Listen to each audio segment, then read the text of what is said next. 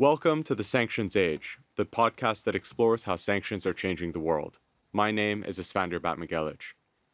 Today's show is about how American regulators captured global banks. As discussed on earlier episodes of this podcast, U.S. authorities have taken advantage of the unique position of the dollar in the global economy to exercise significant control over the global financial system. When the U.S. introduces new financial regulations or sanctions regimes, global banks take note and modify their behaviors to conform with American guidance. My guest today has spent his whole career dealing with the exigencies of U.S. financial regulations. In his view, American regulators are not simply influencing global banks, they have captured them. Stephen Fallon has worked in senior compliance roles at the global advisory firm EY and the global bank Credit Suisse. Between 2019 and 2023, he was the chief compliance officer of INSTEX, a unique state-owned company established to sustain European trade with Iran following President Trump's withdrawal from the Iran nuclear deal. Most recently, Stephen has completed a master's degree at Cambridge University, drawing on his professional experiences to write a thesis examining how U.S. authorities came to exert extraordinary control over global banks. Stephen, thanks for coming onto the show. Thanks for having me on, Yar. So, my first question is an obvious one. There were so many news articles written about INSTEX, and I always found myself frustrated reading them because it seemed like no one could clearly or accurately explain what INSTEX was supposed to do. So it'd be great to hear, what was INSTEX and what was the problem it was set up to solve? So that's a great question to begin with, and this was certainly something that vexed me, and I know it vexed all of my INSTEX colleagues at the time, and we were always tempted to speak out and say something to sort of clarify misunderstandings, but unfortunately we just all kind of collectively decided not to. I think that what I can do is, pretty as an exercise, I was thinking about this question, is to kind of define what INSTEX was not. And at no stage was it ever a barter institution. It was not anti-American, although the Trump administration was certainly anti-INSTEX. And it was not a bank, although it should have been a bank. And despite some of the more interesting theories that emerged from Tehran, it was also not a Trojan horse for Western influence to sort of be disseminated into Iran. What INSTEX was, in a kind of a nutshell, was an unregulated financial institution. And by unregulated, I mean it provided financial services that did not require licensing or supervision by a financial regulator. Specifically in France, the ACPR, where it was based, or the European Central Bank. And it provided one service, just one service, and that was a thing called forfeiting, or which is also called in English sometimes invoice discounting. And what it was attempting to do was connect the sort of European and Iranian institutions that had been cut out of the financial system when the Trump administration withdrew from the nuclear deal in May 2018. And this had happened because the financial sector had effectively de-risked out of the space. And INSTEX, and moreover, the way it was constructed was that the founding members of it, the UK, France, and Germany, the E3, owned about 70% of it and maintained a control its day-to-day running through its supervisory board. And then there are an additional 7 states who joined subsequently and who owned the remaining shares. When you talk about invoice discounting, what was the specific problem that was facing European companies trying to do business with Iran in the aftermath of the sanctions? And what is that one service you describe? What does it do basically for those companies to allow them to continue to trade with Iran? So I think the best way to imagine this is to kind of run a scenario. You are a German manufacturer of penicillin, and you find that a market that previously, until May 2018, had been quite profitable for you and had no ethical limitations for you whatsoever.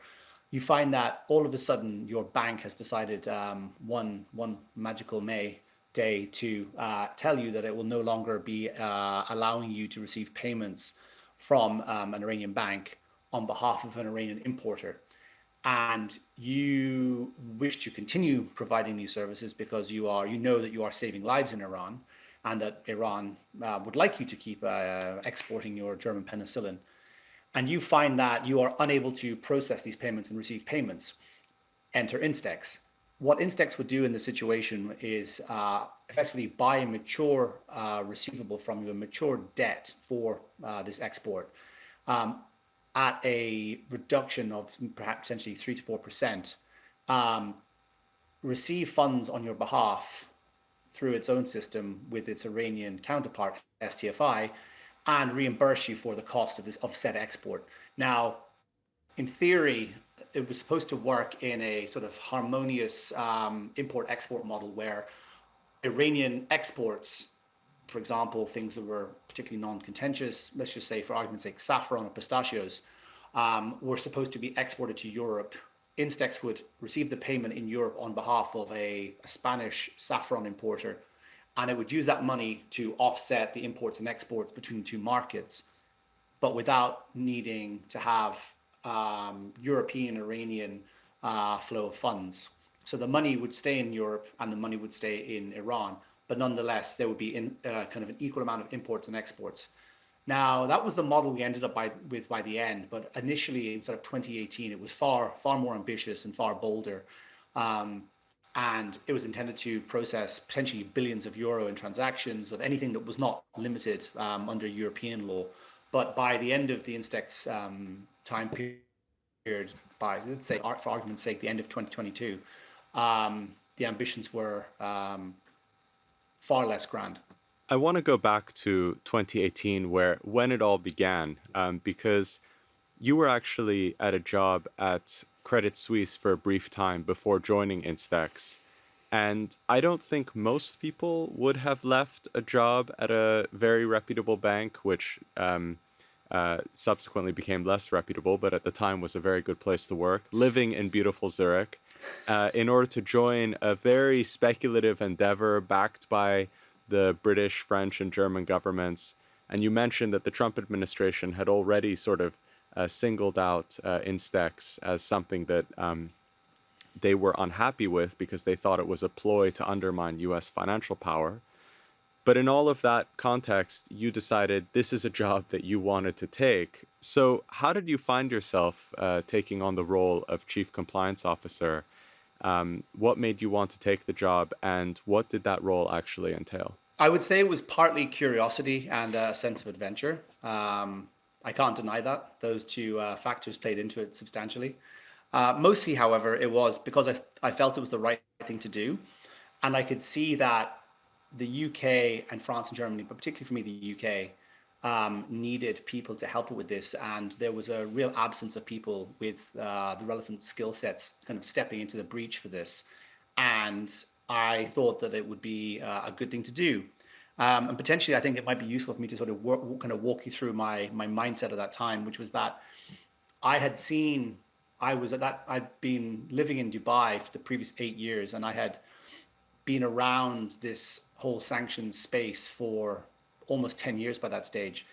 And I realized that I could see the benefits of JCPOA working firsthand.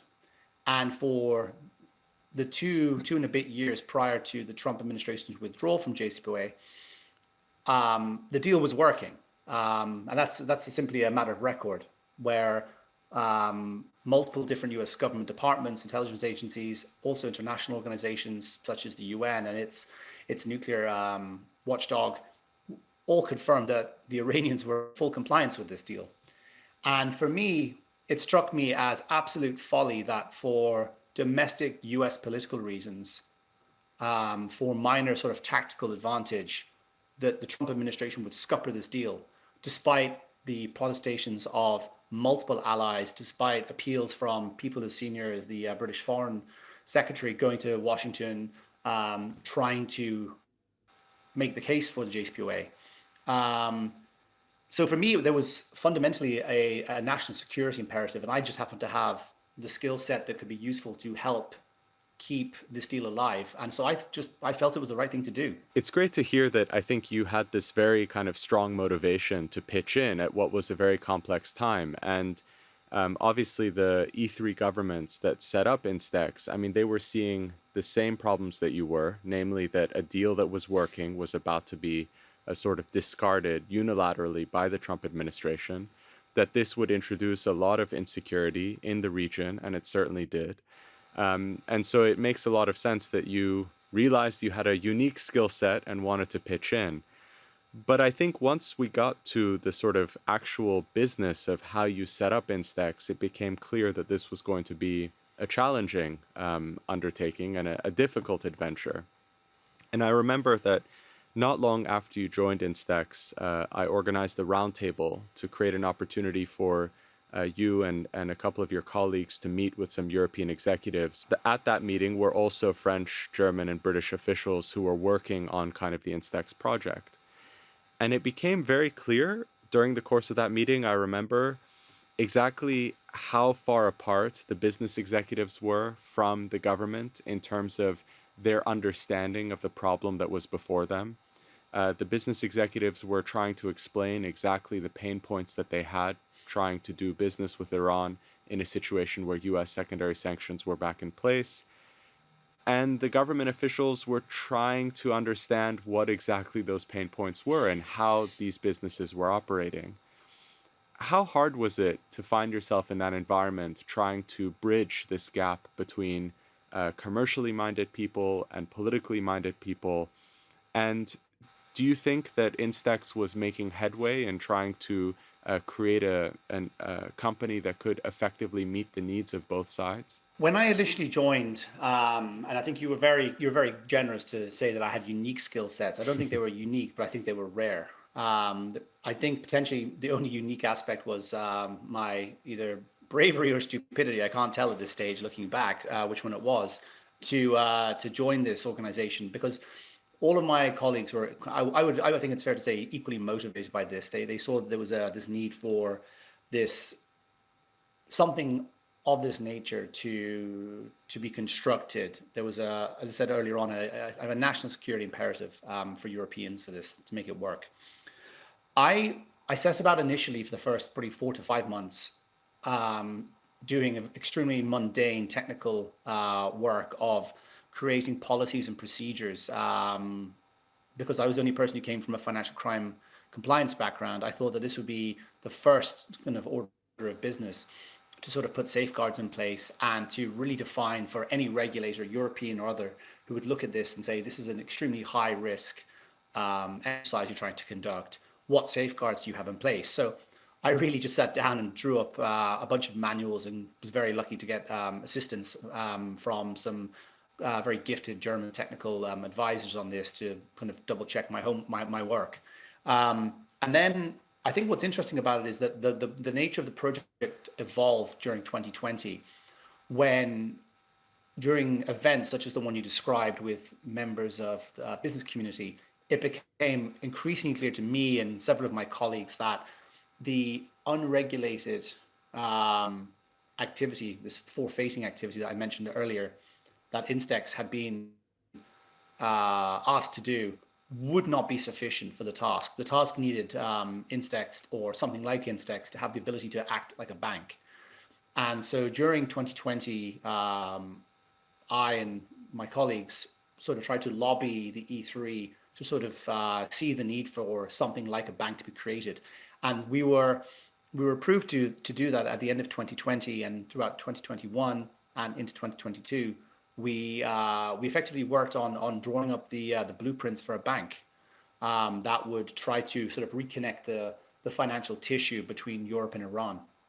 And my biggest takeaway from this period of 2020 and 2021 was that most European governments could see this was needed, but the sheer amount of political capital to get behind it was an enormous ask. And as we saw the relationship between Europe and the Iranians deteriorating, this is almost 2 years into the US withdrawal by this stage, it became a tougher and tougher sell within the different ministries and different systems of Europe. And that relationship was deteriorating because Iran had begun to escalate on the nuclear file, and also there was issues with dual nationals, Europeans that were being held unjustly in Iran. So there was obviously a myriad number of factors that were creating friction between the two sides.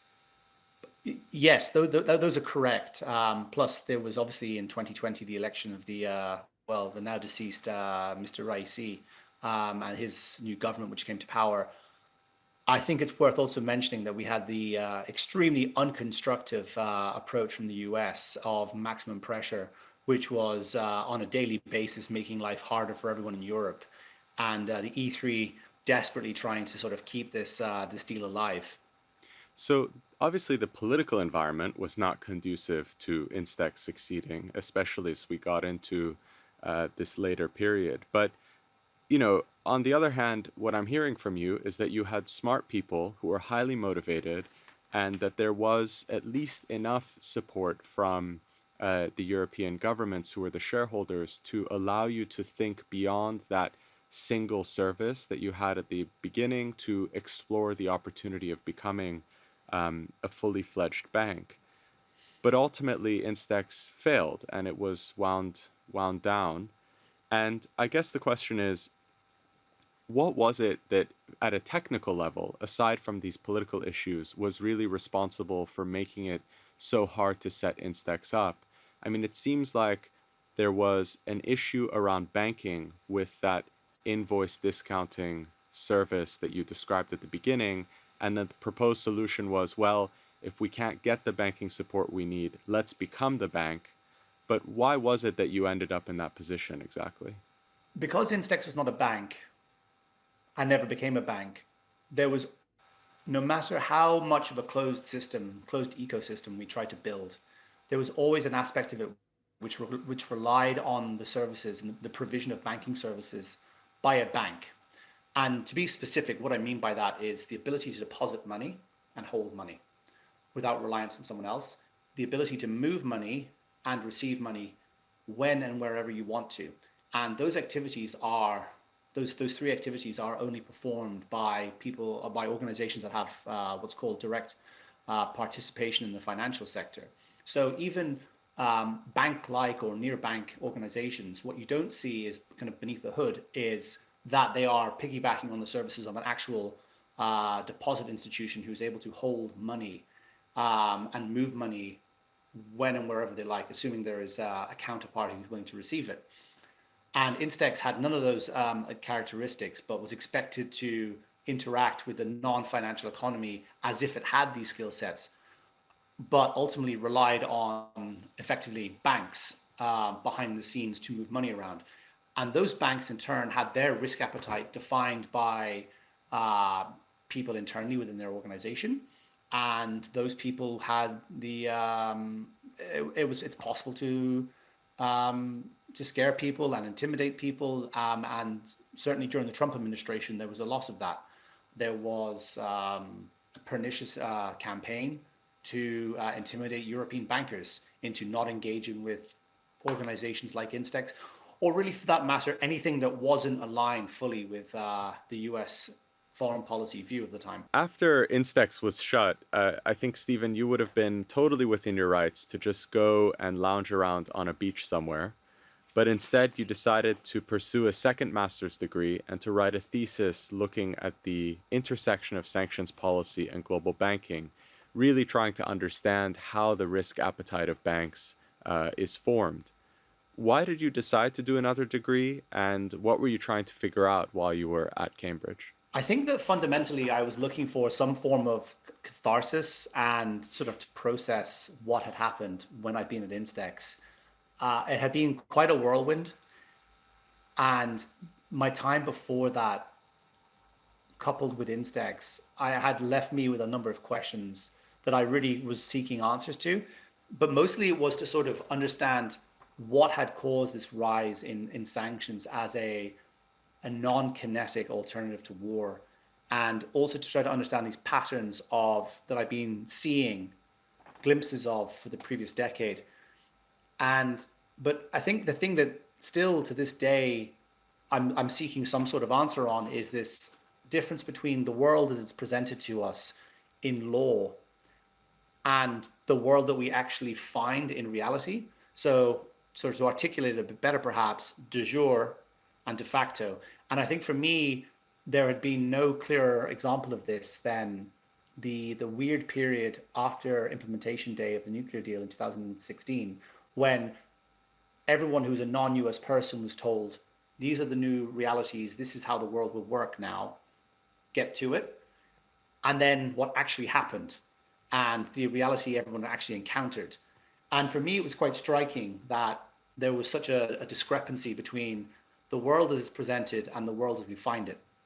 And I wanted to drill down into what was causing that. It sounds like you wanted to understand kind of the mindset of global banks and maybe unpack why they weren't necessarily inclined to follow the rules as they had been written and were instead behaving in a different way.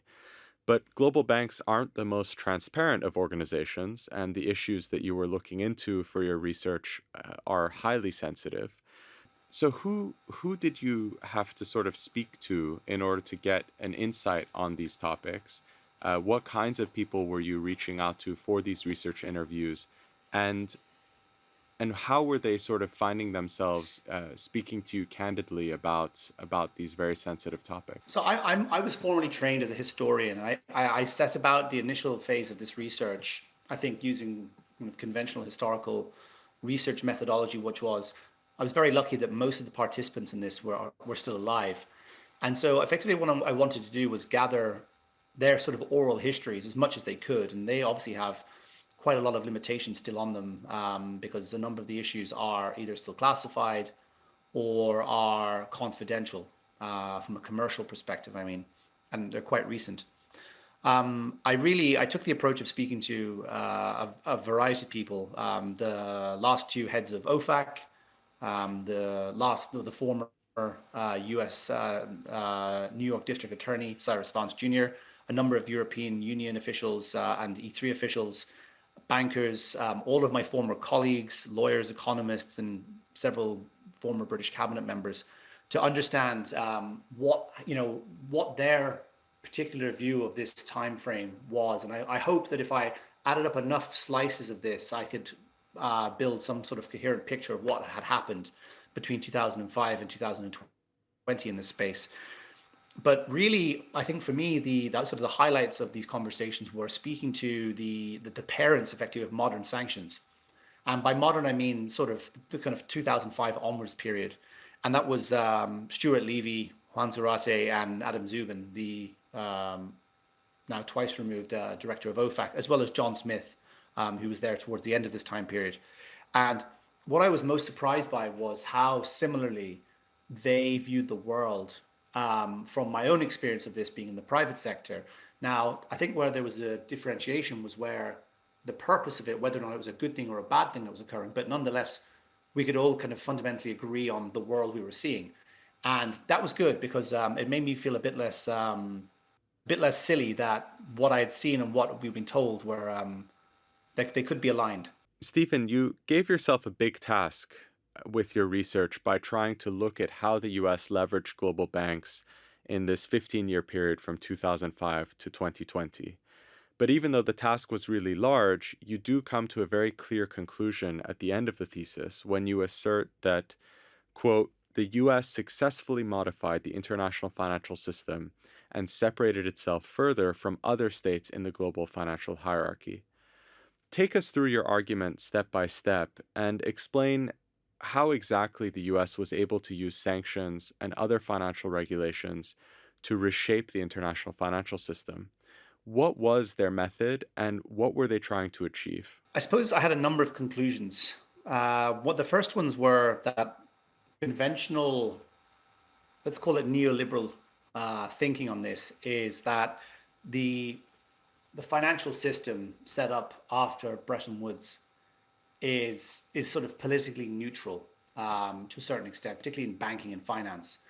And what we see from particularly after 9/11, but really emerging from the mid 2000s onwards, is that this sort of global commons is captured more and more by US regulators as conceptions and understandings of what it means to be within inside the US jurisdictional orbit is, and that the boundaries just get pushed more and more and more and more and more. And there's a host of different ways that this occurred, from conceptions of what and what is not a US dollar, when something is in the United States or not in the United States, who is a US person, who is covered, who is not covered. And then obviously with the emergence of things like secondary sanctions later on. And what's unusual about this time period is that elsewhere, particularly in the sort of the political and military world, after the fall of the Soviet Union, you see the emergence of this much talked about unipolar moment. But really, when it comes to the sort of the financial realm of this, I would argue that this did not start really emerging until the mid 2000s, and that it's really the difference between the US and everyone else has really just grown and grown, and that the US now is so vastly separated from the rest of sort of conventional states, with its ability to reach into other systems, deny options, deny room for maneuver, that it's just unparalleled. And whereas we could talk about in political and military thinking peers or near peer states, there is really no peer of the United States within the financial domain. So this was sort of exploring this sort of slightly amorphous, slightly contradictory space is the task I set myself. I think the other question you had was about, financial power. And I think that the interesting thing with this is we're not just talking about sanctions here. We're talking about concepts of rules and norms and laws and expectations. And let's just say how sort of the dynamics of how the world works. And that what we see is, particularly from 2001 onwards, but really ramping up from 2005, is the US entering into state on state level competition in the financial domain, resetting what it expects of its own organizations and banks, but also third parties, neutral parties. And we already see the sort of the death of neutrality in the global financial system. It just ceases to exist by and large. There are some outliers, but you're really seeing them being mastered and pulled into this system kind of by hook or by crook in a number of different ways, from things like tax legislation during the Obama administration, and then from during the Bush and also the Obama administration, some of the large fines and deferred prosecution agreements against global banks. And that sort of by the tail end of the time period I looked at, the late 2010s, most global banks operate according to US norms and US expectations. Even when those banks are not headquartered in the US, the important detail is they conceive of themselves, they think of themselves, and they behave, most importantly, they behave as if they are a US institution. And this is important for what they expect from other banks they interact with. My work looks at the dynamics among banks, the sort of the asymmetries in sort of in banking hierarchies, and how global banks, these top, say 10, 20, 30 banks, how they sort of disseminate and push downwards into the rest of the banking sector their expectations of good behavior, appropriate behavior, let's just call it financial propriety. They push these down, and these banks then in turn, these smaller banks, push them down into the non-banking, the rest of the financial system, from insurance companies to payment systems, and then in turn finally into the non-financial economy. And what you find is that from top to bottom, the rules of how you move money around and how you behave financially have changed. And sort of atop this, you have the US asserting its expectations and laws, but with in a very, I suppose, clever way, a very intelligent way, which is that nobody has to do this. There's no compulsion by force to do this, but it's a case of saying, well, if you wish to, live in our world, these are our expectations for good behavior. And that's a very difficult expectation to say no to if you are a global bank. The description you just gave of, basically the US norms and guidance and kind of pressure trickling down the banking system. In the thesis, you sort of term this as regulatory capture. And to illustrate how this happens, you do present a very interesting case study on one of the top sort of 20 global banks. And the case study basically focuses on the experience of HSBC in 2012, a bank that's headquartered in London, and it was fined by US authorities for knowingly violating US sanctions. As part of that process, the bank entered into a deferred prosecution agreement, a DPA, to enable it to avoid a criminal trial that could potentially see its US banking charter revoked. So exactly what you described of if you want to play in our ecosystem, you have to follow our rules. And also, there was the possibility that senior management could be imprisoned for conspiracy. So when I first read this, I thought, well, the DPA might seem like an instance of US regulators being lenient on a bank that had knowingly violated US sanctions. But you make a very clear case that actually the opposite is probably true, and that US regulators use the DPA to call the shots at a systemically important global bank for years to come. And that, as you describe it, this would have allowed these US norms to sort of filter in through the global financial system. What exactly happened at HSBC? I think HSBC is probably the most clear-cut example of this process, this case of sort of isomorphic transformation where there is essentially the DNA of a bank is changed. And undeniably, HSBC was up to no good. And sort of the background to this is that throughout the late 2000s and into the early 2010s, very early 2010s, HSBC was effectively money laundering by failure to prevent parts of its Mexican and US operations from money laundering Mexican narco trafficking funds. And this sort of served as an entry point for the Department of Justice to access HSBC. And once the DOJ got inside of HSBC, they found that there was all sorts of other practices that were not in the interests of the United States from a foreign policy and national security perspective, in terms of who HSBC was knowingly, but probably unknowingly, facilitating the movement of money for and holding money on behalf of. And once this occurred,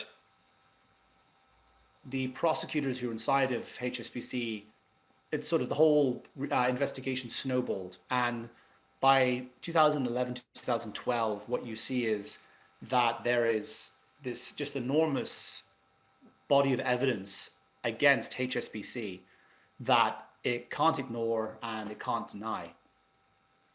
And I think it's worth remembering that in this time period, we are 3-4 years at most from the end of from the financial crisis beginning, the global financial crisis.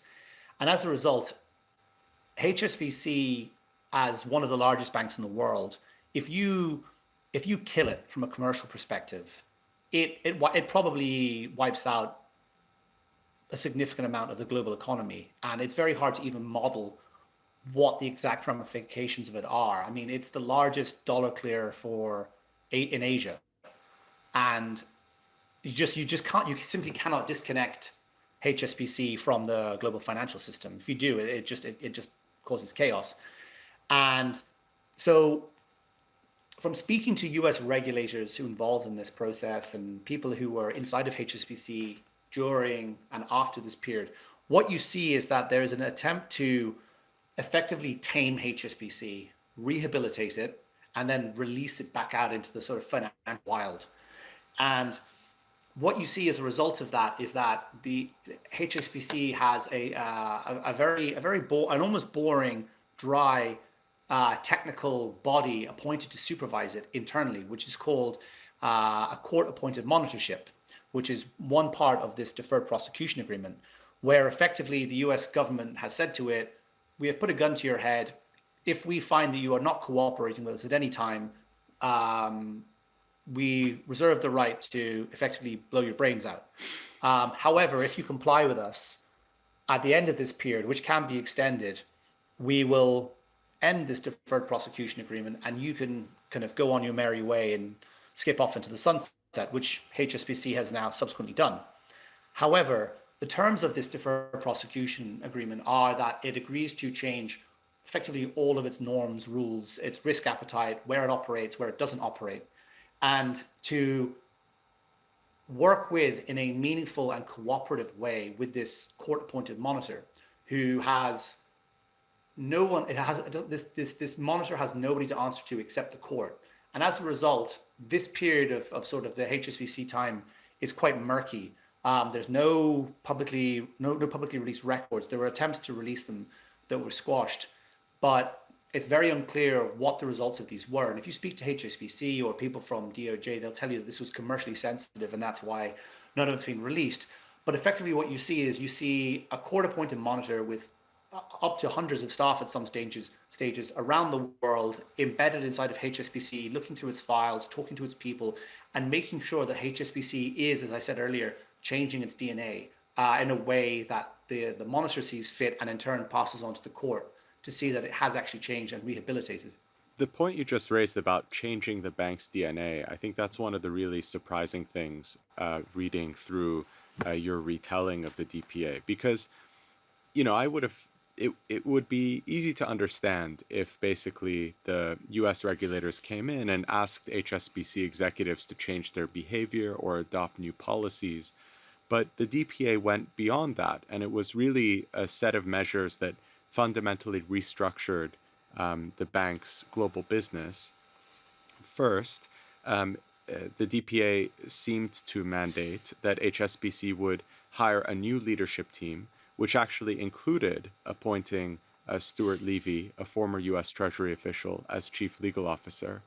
And then HSBC was also required to cut relationships with more than 100 correspondent banks around the world, so banks it maintained the ability to receive and pay funds to, and to also sell over 80 subsidiary businesses during the period of the DPA, and in the end, cease operations in 20 countries that had been seen as high risk.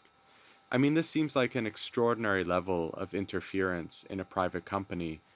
Why was it that the US was seeking such sweeping changes? And as you were describing to us before with this trickle-down effect, I mean, what was the transformation of HSBC really signaling to other banks in the global financial system? Effectively, what we see HSBC becoming from 2012 onwards is it sort of fulfills two functions that are useful to the US government. And I really want to stress at this stage that I don't think there's any sort of grand underlying theory from a US perspective of this. I think that a lot of this are these steps are momentum. And I think inertia has kind of pulled a lot of the banks and the US government when they're interacting.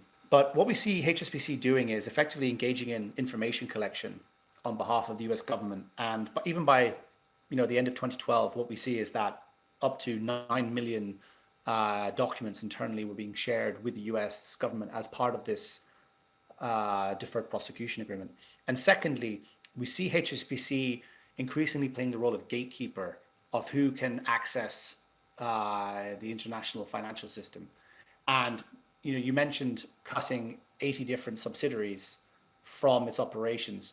The results of that are that countries that do not align with HSBC's risk appetite are effectively cut out of HSBC's global network, which means that if you're operating a business in a South American state that now finds itself removed from HSBC's global network, you're unable to move money around as easily.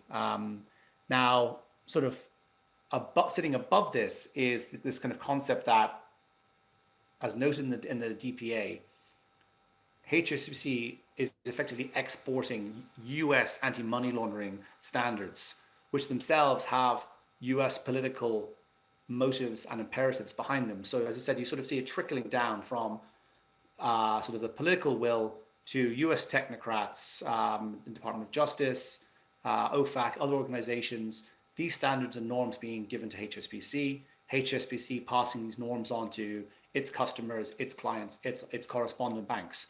And so the whole thing for me is that you can see this through line of politics running through banking.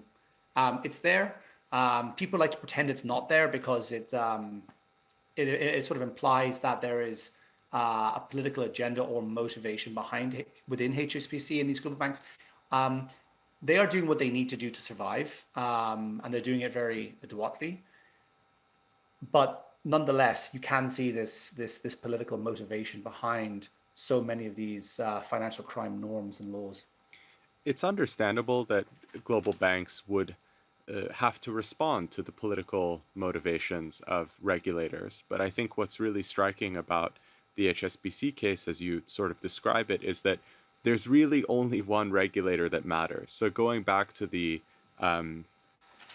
monitoring function that was introduced to the DPA, the individuals that were installed at the bank to monitor whether HSBC was adhering to the terms of the DPA. So basically, you had this monitor installed at HSBC, a bank headquartered in the UK, regulated by the UK authorities. But that monitor was solely responding to and sort of overseen by the US regulation. And in effect, it seems like the US had claimed jurisdiction over HSBC in a really totalizing kind of way. Is it the case that, American regulators have basically extended their jurisdiction to the almost every reach of the global financial system? And keeping in mind that some of the things that these banks were doing, money laundering, engaging in sanctions violations, are obviously harmful. Should we see it as harmful or problematic that US regulators stepped in to try and stop those sort of negative behaviors from taking place? Undoubtedly, those sorts of behaviors are negative. To your question about the US regulators being everywhere, yes, I think by and large that is the case. It's often done in a very subtle way, very discreet way, and it's often framed as a case of a sort of a binary choice of cooperate or don't cooperate. But if you don't cooperate, life will become unimaginably difficult for you. And I think as sort of real clear examples of this, I'll deviate for a moment and talk about export controls, which is not the nature, which is not the sort of the purpose of your podcast, but it's sort of the twin brother of sanctions. And before I was with Credit Suisse, I worked for a period of time on an export control case where there were court-appointed monitors and experts who were working on behalf of US courts. And effectively, the conundrum given to large tech companies was this: you have a US touch point. Because you have a US touch point and that you want to maintain, you need to cooperate with US courts. In order to do that, we need to see that there is no backsliding, no attempt to, through backdoor subsidiaries, use or divert things that we believe as the US have a US nexus, be that money or be that technology. Consequently, if you want to preserve that access right, you have to cooperate. And we would like you and all of your subsidiaries to be in a timely and in a forthcoming manner. We would like you to give us information. And that can include steps such as these court-appointed monitors going to states like China, the United Arab Emirates, or Russia. Obviously, in the case of Russia, I'm talking about before the war began in 2022, but these court-appointed monitors did go to these places, they go to these locations, they go to factories, they go to headquarters around the world, and they effectively tell people what the rules are. And again, no one has to cooperate, but if they don't, the consequence is obvious. And that's sort of the dilemma that these banks or tech companies face. In the first episode of this podcast, I spoke to Saleha Mohsin, who has recently published a book called Paper Soldiers about the weaponization of the US dollar. Her book and your thesis actually cover a lot of the same ground, and in fact, you interviewed a lot of the same people. But Saleha tells the story from a Washington perspective, whereas you're looking at this from more of a European perspective. How do you think European officials have come to understand the unique influence that the US enjoys over global banking? And given the negative impact that that influence really had on their ability to get INSTEX off the ground.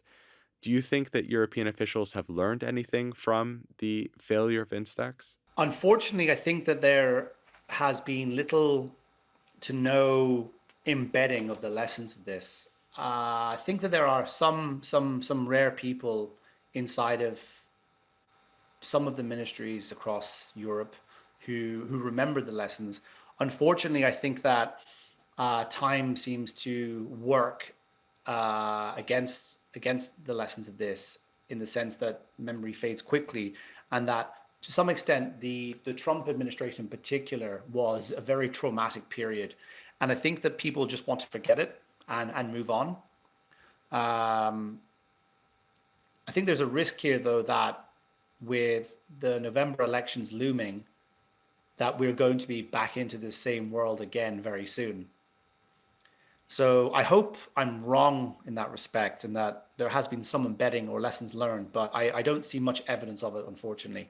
Although, to be fair, the HSBC episode happened under a Democratic administration, and the Biden administration has continued a lot of the same kind of prescriptive policies with regards to global finance. So it seems like this is a problem that's going to stick around for a while, and Europeans might need to find a way of dealing with it, even if Trump isn't the one that's pushing the levers. Agreed. I think where there is a more multilateral approach, such as the Biden administration has taken, it's not so much of an issue, because the number of situations where you diverge, where there's divergence between the Europe, let's say the collective European position and the U.S. position, are marginal.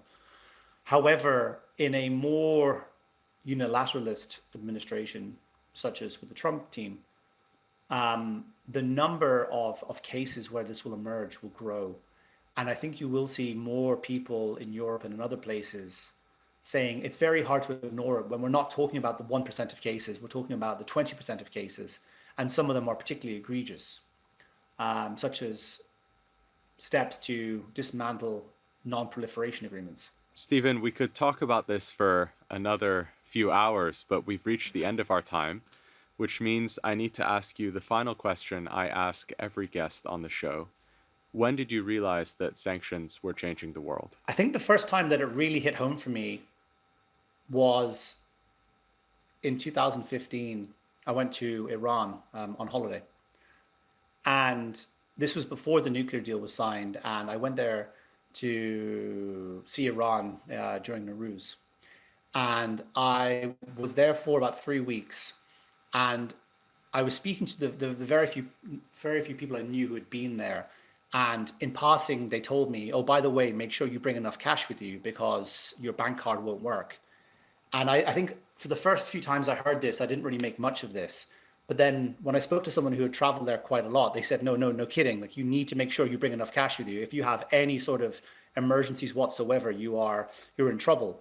And the penny really dropped for me. And I realized that if I was going for 3 weeks and I wanted to buy anything, do anything, buy plane tickets internally, move around, I needed to carry cash. So for me, it was the weird experience of boarding a plane from Dubai to Tehran with thousands of euro in cash all over my person, hidden, and knowing that if I got into any sort of financial difficulty while I was there, I'd have to rescue myself because no one could send me money. Stephen, thank you for a fascinating discussion and for bringing to light these really complex issues about what's happening in global banks.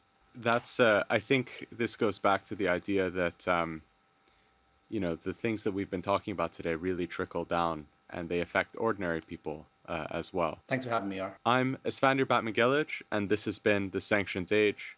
Our show is produced by Spiritland Productions and is supported by a grant from the Holling Center for International Dialogue. Thanks for listening.